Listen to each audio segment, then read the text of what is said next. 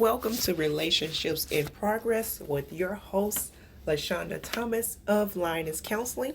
I am located at 5601 Bridge Street, Suite 363, and that is located in Fort Worth, Texas, for all of your therapeutic services if you are ever in need.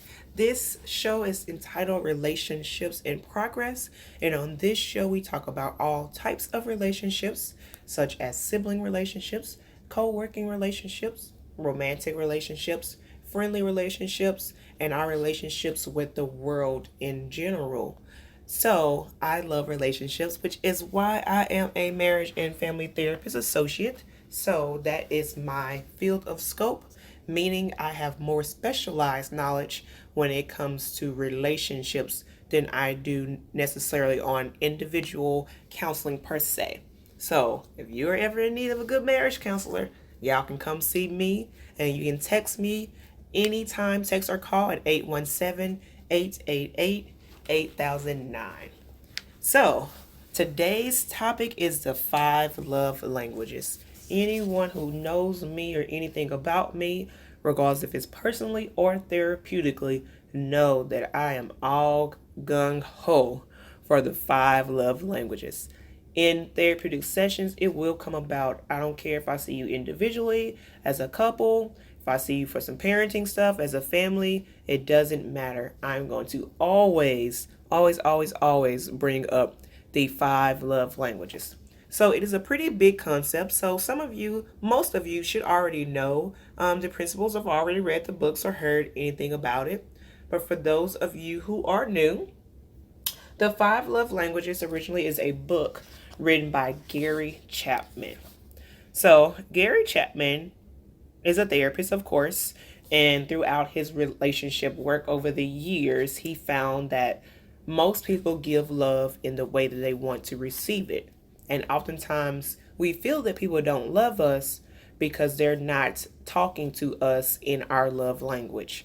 So it is just that simple. Once again, it is a book I highly, highly, highly recommend that if you have not read the 5 love languages to do so.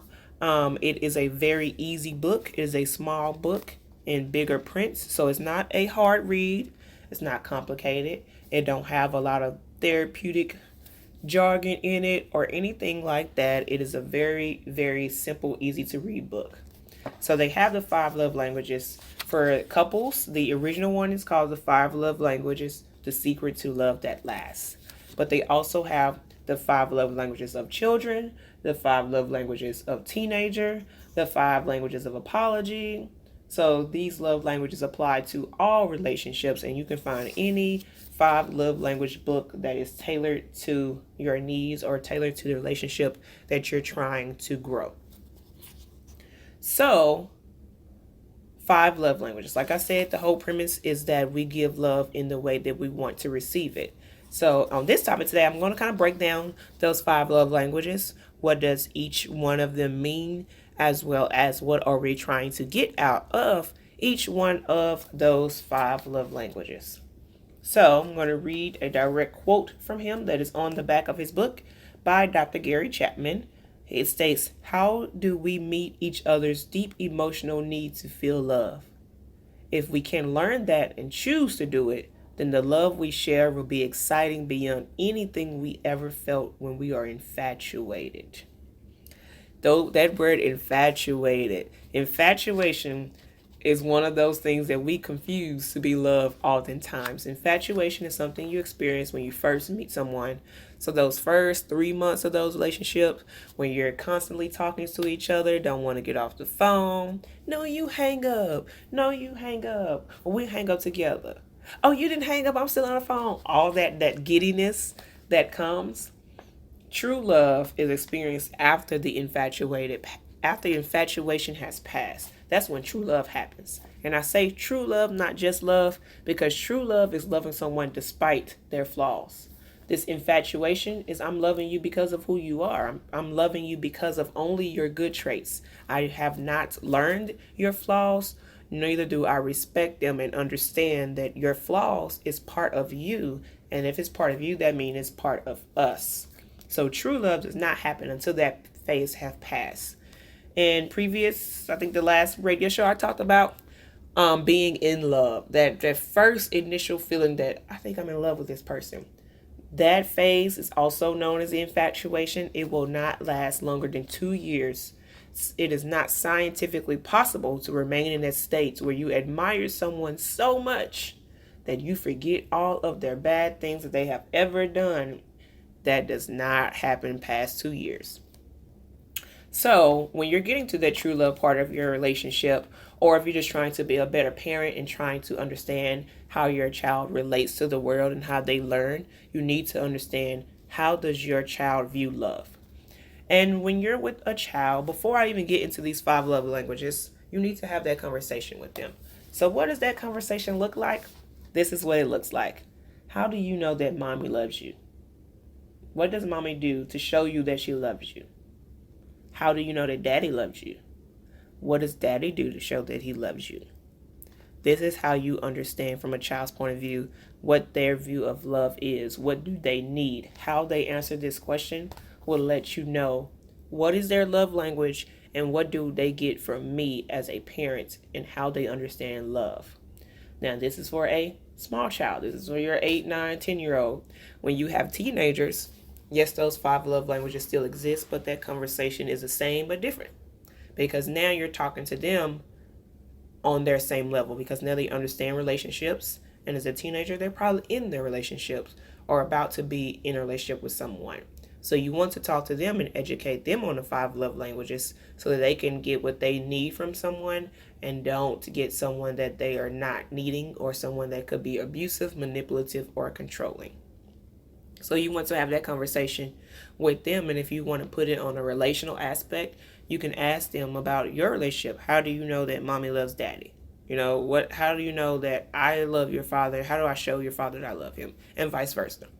So you're getting what they understand about love.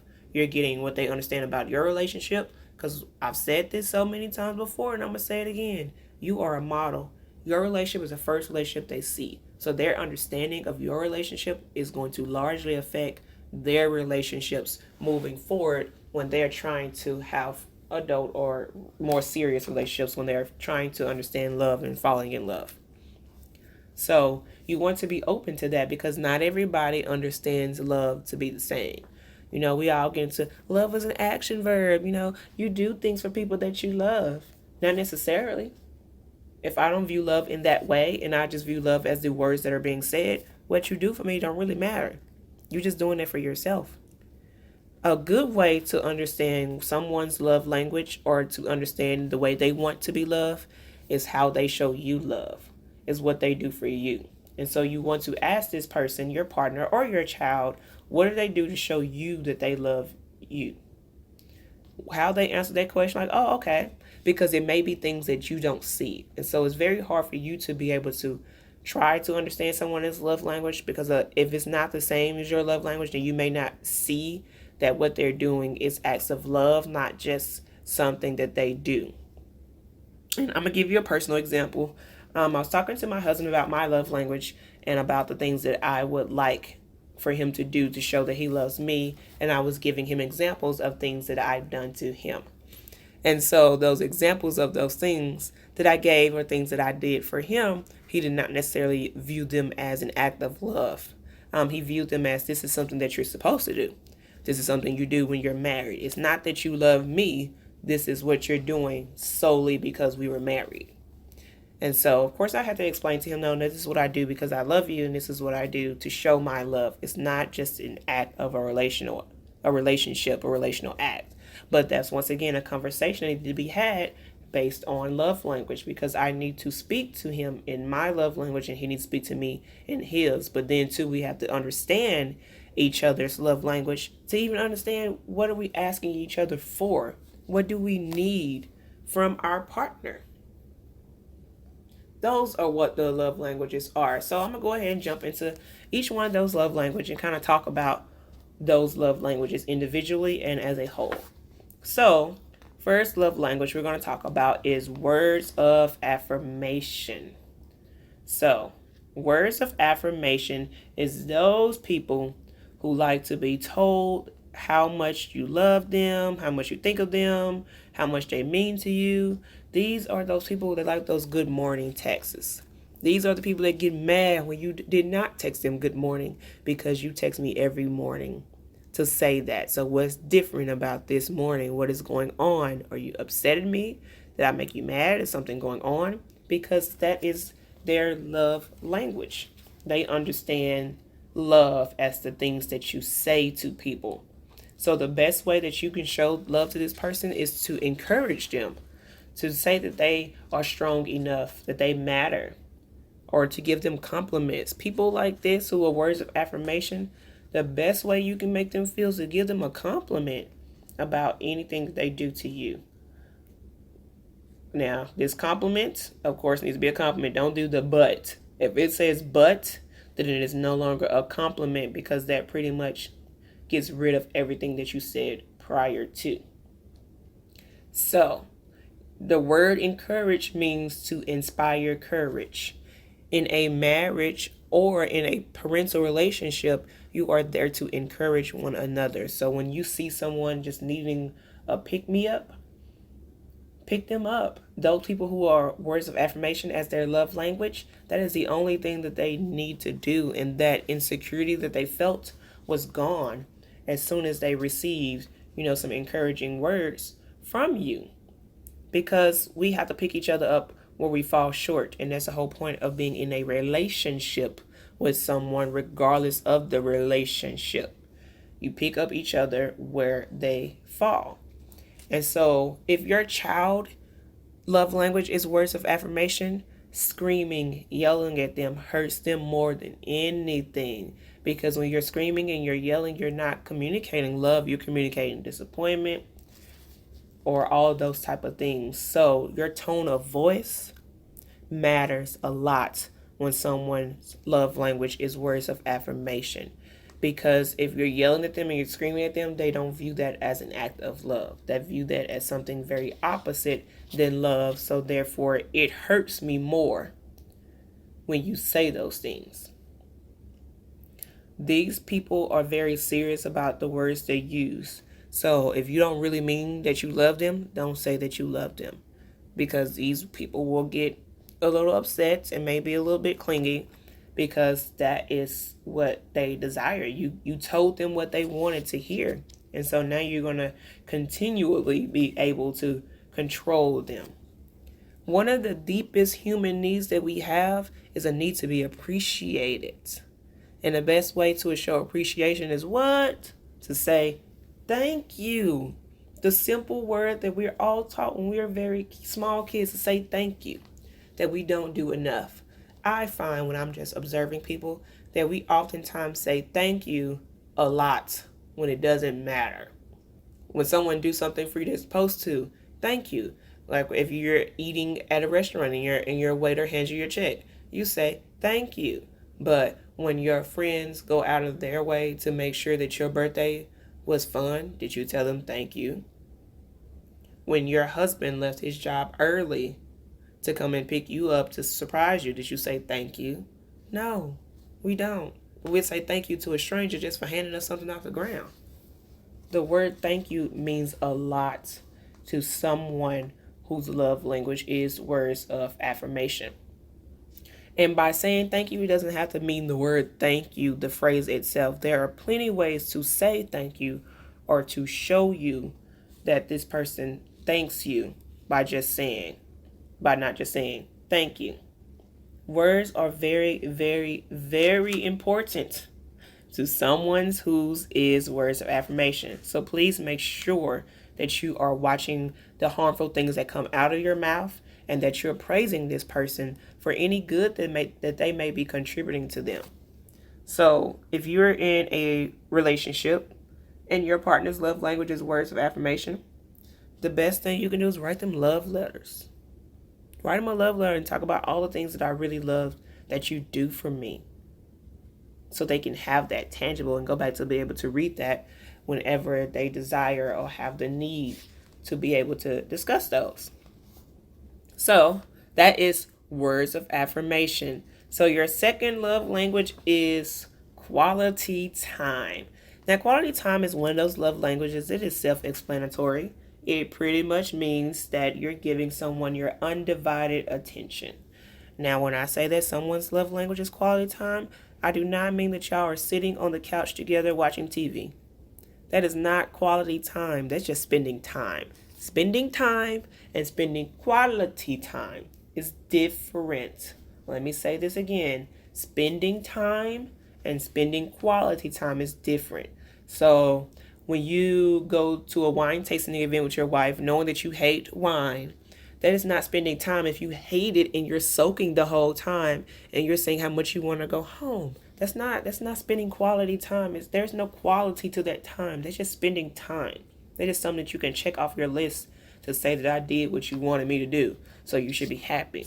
No, that is not quality time. Quality time is planned events that you have. You went outside of your way to make sure that we have the weekend to ourselves. I made sure to handle all business matters so I won't get any phone calls over the weekend so that we can spend more time together.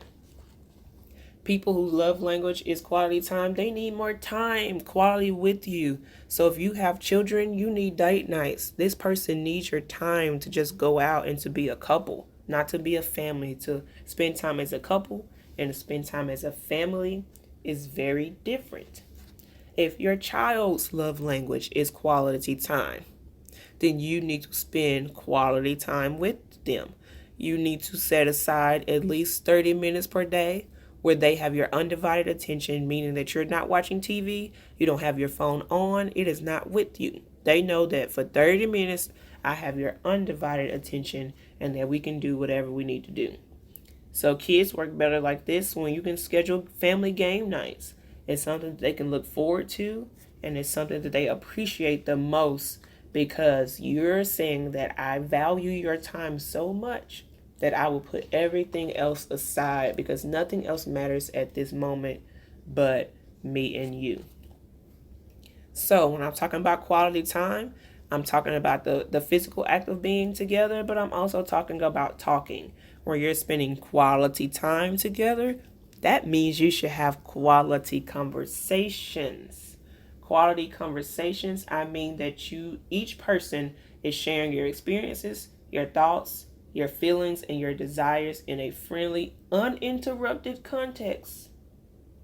Uninterrupted. So I'm going to let you speak about what's going on with you, and then I get to speak about what's going on with me.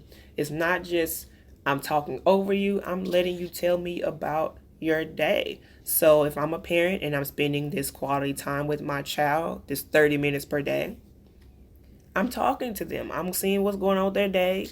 I'm talking to them. Learn how to talk to people.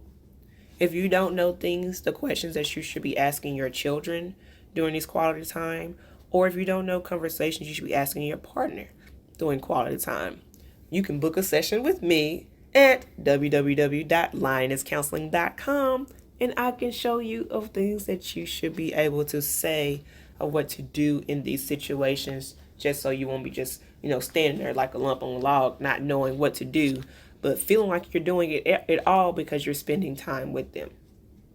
Remember, spending time and spending quality time is very different.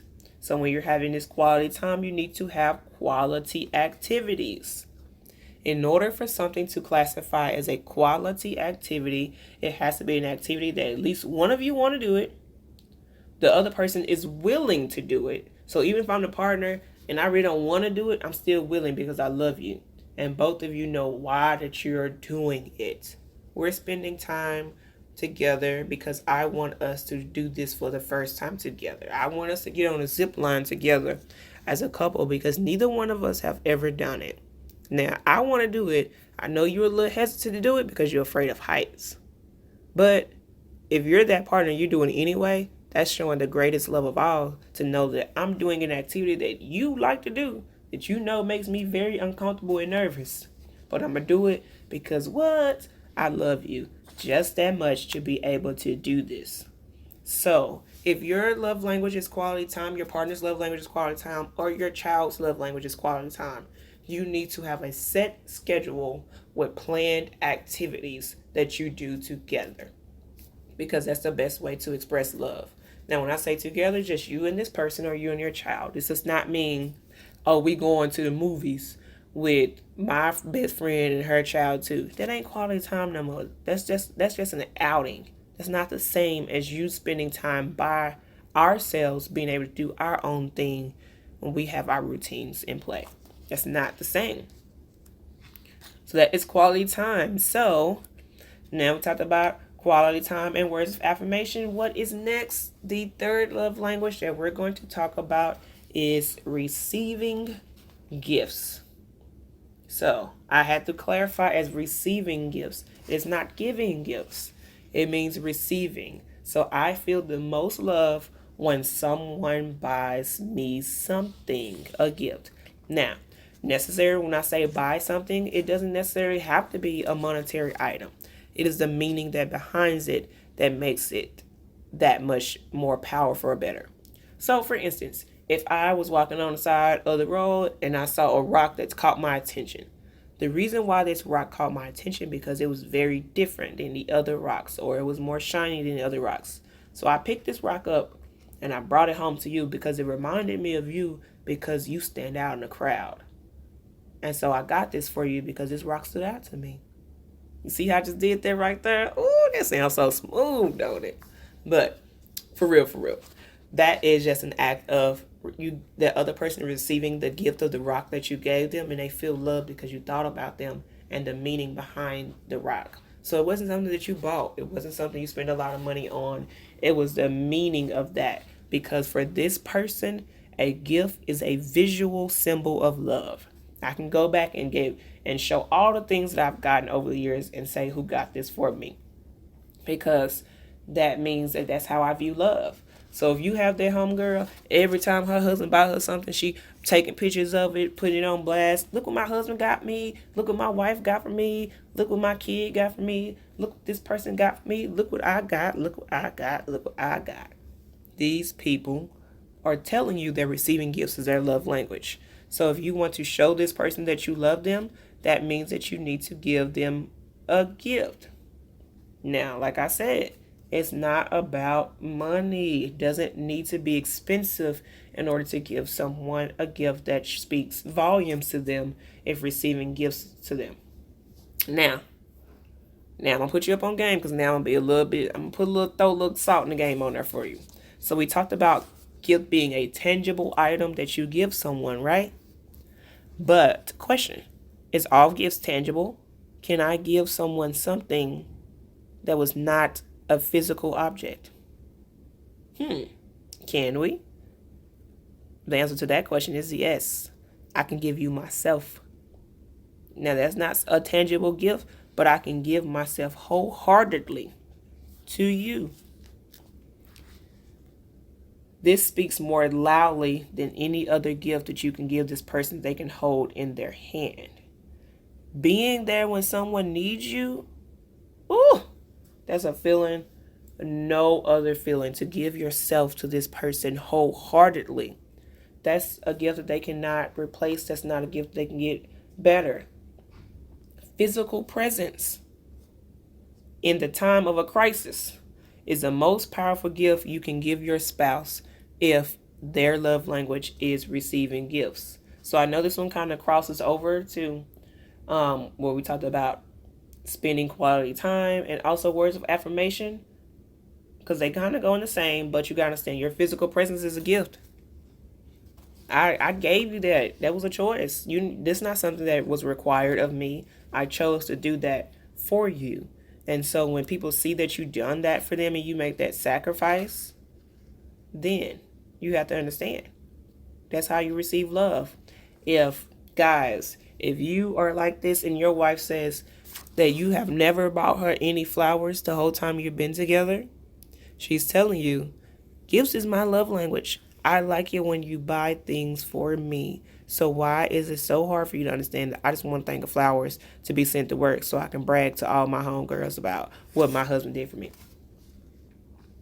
We want that. If your wife is complaining you've never given me this, then that's what if your spouse or your kid is complaining that you never do this, that is telling you that that is their love language. That is a need that they have expressed, and it's a need that you have not met.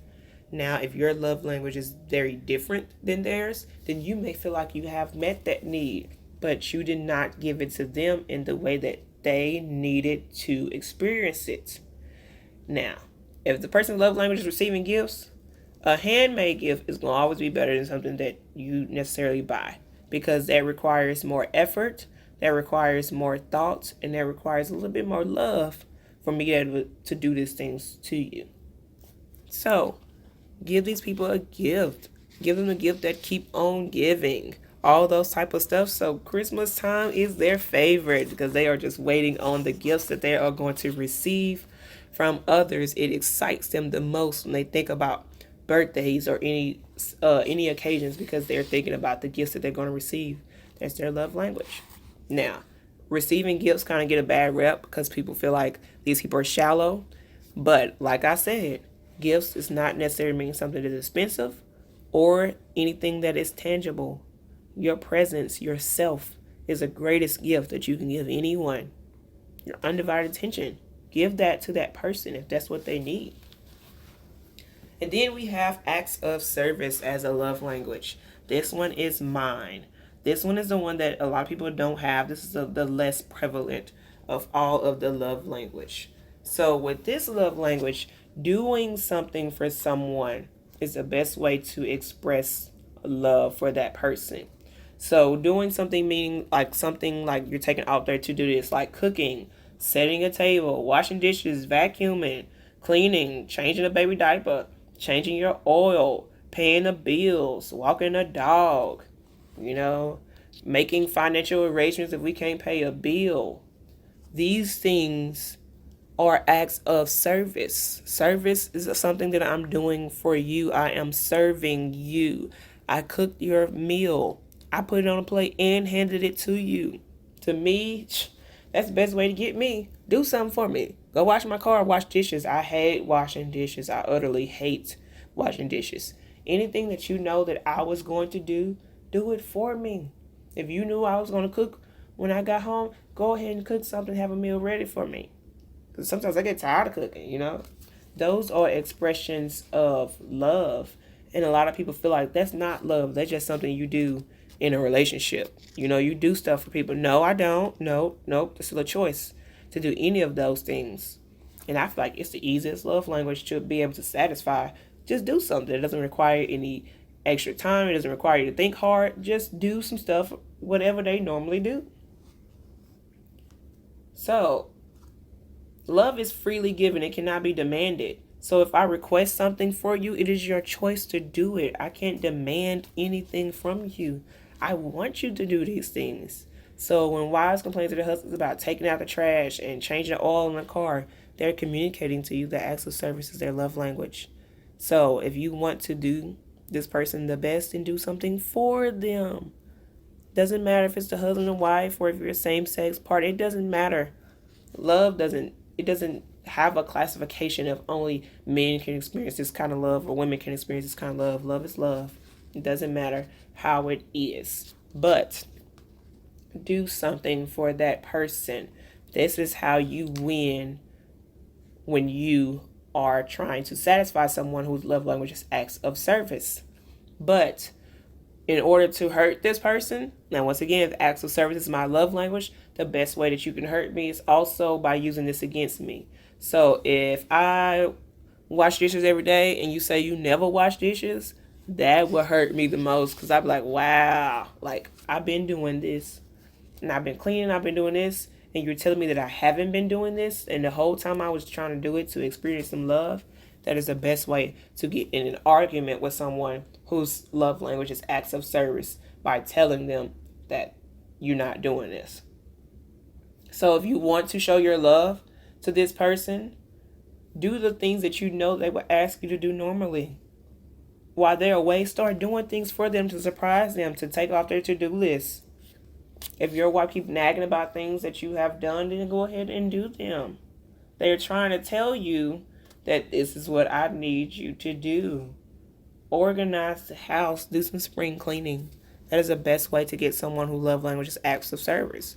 If your child's love language is acts of service, do things for them that should be taken out their to-do list to help them out. For example, your kid normally washes their own clothes, but they did not get around to it because they had a football game. So by the time they came home, you had already washed their clothes and folded it on their bed. They're going to feel super grateful to you because that was something that they needed to do, and for you to have the foresight to think that they was not going to be able to do it in time to have clean clothes for school tomorrow, and they had a good reason for not being able to do it, then I'm going to go ahead and do it and make sure that it is done for you. I know that in the morning you always running late and you forget to eat breakfast. So what that means I do, I'm going to make sure some granola bars in the cabinet for you because I know you always running late. Those are the types of things you do for people who love language. It's acts of service. Those little bitty things that you feel like don't matter, it matters a great deal to someone whose love language is acts of service. Do something nice for me. That's how you show me that you love me. Now, the best way to hurt these people is to not do things for them because this is how they understand love. So they feel like if I do for you, then you do for me. So if I'm the one that's always doing and you never do anything for me, then that is going to cause some friction in the relationship because they're not getting the love that they feel like they are putting out. And last but not least, physical touch is the last love language. These are the huggers. If you know someone who is a hugger, 9 times out of 10, their love language is going to be physical touch. These are the people that when you need to be comforted and they feel like you're sad, they touch you. They put that hand on your shoulder. They'll rub your back. My auntie does that, and it irks me so much. Like, 'cause we at the funeral, she'll rub your back and just make it cry, just make you fall apart. But that's her love language. That's what she does to comfort people. That's that person, that kid that every time they're upset, when they come home crying, they immediately run to mom and dad and just fall into their arms and want to hug them and want to be consoled physically. They're showing you that physical touch is their love language. This is how they experience love. So those babies that immediately stop crying as soon as you pick them up, it's probably physical touch. It's going to be those type of things. Touch, and once again, there's a difference between a sexual touch than a loving touch. I'm not talking about sexual touches. Sexual touches, of course, if their love language is physical touch, then of course that's going to put them on 10 and that's going to work better for you. But these kids respond worse to physical punishment than anything. So if you believe in corporal punishment and you spank your child, kids who love language is physical touch, this will hurt them so much, and it will, to a certain degree, ruin your relationship with them because they believe that when you love someone, you touch them. And so now you're beating me, but you love me. And so now my whole concept of what love is thrown off track and 100% out of whack because I thought when you love me, that's when you touch me. But now you're telling me you can touch me out of anger. And so that confuses them and it hurts them a whole lot more when you physically hit them than anyone else because that's just how they understand love. Now, when it comes to abuse and all that, that's another conversation that is not a part of this conversation. But if your partner's love language is touch, you need to touch them. They need to hold your hand in public, rub their shoulder. When you go weeks without touching your partner and their love language is physical touch, then you're in deep mess at that point. Because this is how they show love. This is what they do to you. They touch you all the time. How come you don't touch them? You don't hold their hand in public, because a lot of people like that. If you don't hold their hand in public, they feel like you're not trying to show me off. Like you feel like you're trying to hide things. And so with this partner in particular, you need to make sure that you hold their hand when you're in public so that other people knows what that means. Other ways to show happiness or satisfaction to this partner, their love language is physical touch. Rub their shoulders even though they had a long day at work, or rub their feet. when you know they've been standing up for 12 plus hours. That is physical touch. I am showing you that I love you and I see that you're in pain. Let me help you with this. Let me rub this pain away from you. Or if it's your child, and physical touch is how they show love. They're always sitting up under you. That's the best way you know. Or if you have multiple kids and they're arguing over who wants to sit closest to mommy or closest to daddy, then physical touch is theirs. Or they have to hug you every time they see you or kiss you goodbye. Physical touch is their love language. Make sure that you're touching this person daily because they need it. This is how they understand love. They want to hold your hand and touch you. Just see people that be sitting in the car holding hands while they driving down the street and they holding their hands so long their hands starting to sweat. This is their couple. They're sharing with you that physical touch is their love language, and this is how I understand the world. So when you have children, children can go through the same 5 love languages. When you pick up the 5 love languages of children or teenagers, it still has the same 5 love languages. But it gives you specific tools on how to show your kids love and how you should effectively punish them according to their love language. Because if their love language is physical touch, spanking them is going to hurt them way more than what it would do if hurt another kid. If acts of service is their love language, then you don't do anything for them anymore. You don't wash their clothes for them or hang up things. That hurts them the most when you do that. If receiving gifts is their love language and they don't get any gifts at all for whatever reason, they got on punishment or a holiday, or you get a lump of coal for Christmas, that will hurt them the most. If your child love language is quality time, when you don't spend time with them, that hurts them the most. When you spend time with all your friends and you don't ever take them anywhere individually, that hurts them the most. If their love language is words of affirmation and you pretty much shame them and to make them feel guilty, I don't know why you act like this, I raised my child to be better, you acting like some hood rat or those type of things, it hurts them the most because words is their sign of love, and therefore you're coming at me with negative words, and that therefore changes how I feel about myself. So we kind of talk about all these love languages. How do you know which one is your love language? You should know pretty much based on the conversation that was had, that you should know what your love language is. When I first saw acts of service, I immediately knew that was my love language, because I know them other ones I don't respond as much to. But if you don't know, the 5 love languages are a very, very well researched and ideal concept. So you can easily go online and click on the 5 love languages quiz to take that, and it'll let you know what your love language is. Or you can buy the book. Every book has a test in the back of it for you to be able to identify which one of your love languages you are. And then they also have an app for couples that you can download called the 5 love languages, where you can take the tests, and then every day it will prompt you on something that you can do for your partner to help love them in their love language. So it kind of gives you some tricks and tools of the trades. But yes, there are 5 love languages, so there may become a point where you may score the exact same on 2 different love languages. That is not bad. That just means you're bilingual. That just means both of the love languages are equally as important to you, and your partner or your child can pick either one of those to show you love, and it will pretty much works the same. So when you take this, they try to say that you'll have, a primary love language and you may have a secondary love language. So I may score 14 on my primary and 12 on my secondary love language, and everything else is in single digits. That's fine. That means that love language is more important to me. But also you want to take note with which one is at the exact bottom of your ranking of your love languages. Because whatever's at the bottom, you need to communicate that you don't need this at all to your partner. Like, you don't need to do this. Like, there's no point in doing that to discover what my love language is.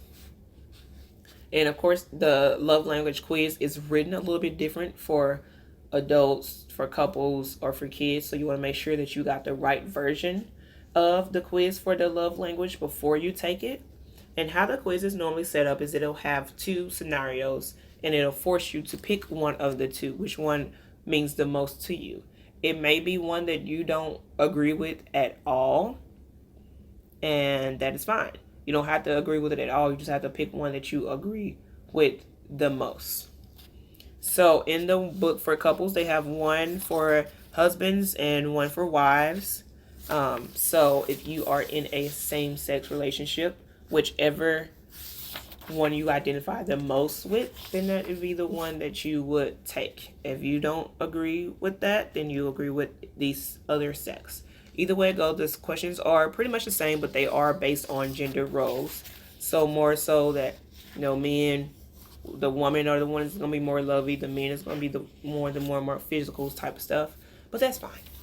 So you choose which one that you want. So for example, one of the questions, you have two choices. Choice one is, just being around my husband makes me feel good. And the second choice will be, I wish my husband would give a massage. So on that question, you would choose either one of those that means the most to you. So I want him to give me a massage because that's an act of service. That is something that you can do for me, even though it's physical touch too, but it's still something that you can do for me, especially if I'm tired, my feet hurt, and I've been out all day. That's a service act to me. So that would be something that I would choose over the other. And then of course you have other scenarios and you'll pick which one and you'll just score which one of each letter that you get, and that would pretty much define which love language you are in. I would suggest, if you're going to read the book on 5 love languages, that you give your partner a test and your children, so that helps you be able to apply more things as you read them in the book and it makes more sense to you, than waiting to the end before you take that test. So go ahead and identify what your love language is. But one thing I do feel like I need to differentiate when I am talking about love languages is emotional needs are very different from sexual needs. The love languages that I'm talking about, I am talking about emotional needs. Sexual needs is different than these emotional needs. Sexual needs, that's another part of the conversation that can be had. And of course, if you need to discuss that with me, you can always book me for an appointment at 817-888-8009. But in any relationship, both people need to feel love in order for a relationship to be successful. Even with parents and children, if you don't show your kid enough love when they're younger, then they're going to try to get that love from other places, other people, and other things, which may not be the most. Now, once you try to identify your partner's love language or your child's love language, and you try to love them in the way that they receive love, sometimes it doesn't work in the way that you want to work as. For one, it's different. It takes time for people to be able to deal with the differences. And then 2, it could reveal some underlying issues that was underneath what you thought was the real issue. So of course you want to see a therapist at that point if those issues become too much. But if you're going to try to love in those love languages, make sure that you're doing it consistently. Don't just try it out one time and be like, I tried to do it. She didn't even care. She didn't even say thank you or anything. Like, nope, that ain't work. I ain't listening to you anymore. No, you didn't give it time to work. Because a lot of times when you do one thing, your partner feels like it's an abnormality. So I don't want to get excited about this one thing because you just did this one day. But it's not really you, and it's not really how you understand the world or try to relate with it. So with that being said, some of the questions that may come up is, what if I can't discover my spouse's love language because they won't take the quiz? Then you pretty much watch their behaviors, and the things they complain about the most is what their love language is. Another question is that, most people come up when I talk about this, is they ask, does your primary love language change as you get older?